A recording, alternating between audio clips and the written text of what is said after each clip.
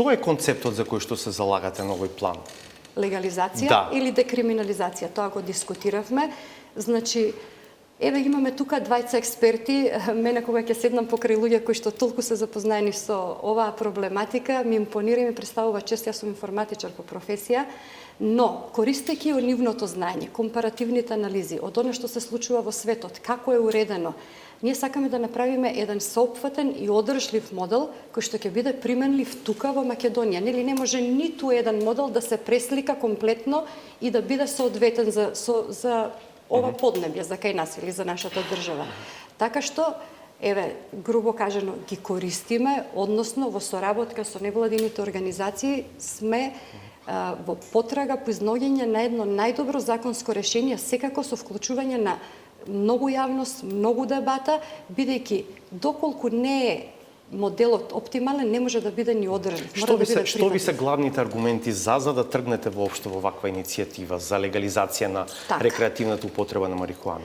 Постојат многу аргументи за. Многу од нив беа искажани на таа јавна дебата. Значи, од различни аспекти. Можеме да зборуваме од економски, од здравствен аспект, од било кој аспект. Еве, би се осврнала на неколку, сега емисијата е кратка и колегите сигурно повеќе ќе се осврнат понатаму.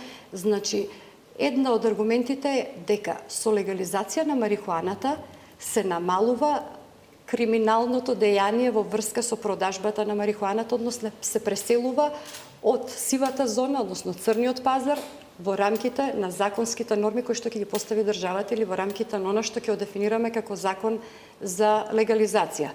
Понатака, секаде каде што е декриминализирано или легализирано или либерализирано, да кажеме, се намалува користењето на тешките дроги.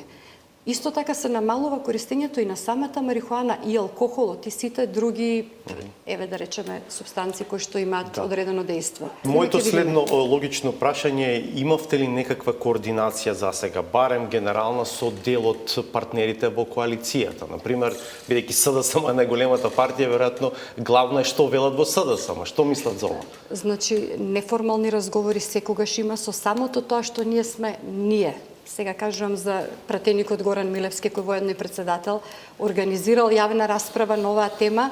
Интенцијата е јасна, сме разговарале во неформални наврати, меѓутоа нели сепак треба да имаме готово решение кое што ќе го ставиме, да го разгледуваме и да дискутираме за нешто конкретно. Сега се уште сме во делот на нашата аргументација, разговорите зошто, кога, како, така да во следниот период ќе видиме како ќе се одвиваат. Нашата интенција биде што е можно поскоро. А со ВМРО ДПМН контактирате на оваа тема? Секако да, разговараме. Значи, сето тоа се сепак неформални разговори, секогаш има различни мислења. Дури има и луѓе и од ВМРО ДПМН кои сметаат дека можеби е во ред тоа, значи сето тоа се неформални разговори и има луѓе од различни области кои различно гледат. Се работи за човеково право, а човековото право е универзално и сметам дека нема разлика помеѓу конзервативните партии или либералните партии. Битно е како човек е поставен, односно тој како гледа, сепак нели индивидуалниот праг на секого е различен. Иако на крај знаеме дека нели се почитува во најголем дел партискиот став кога се носат одлуки.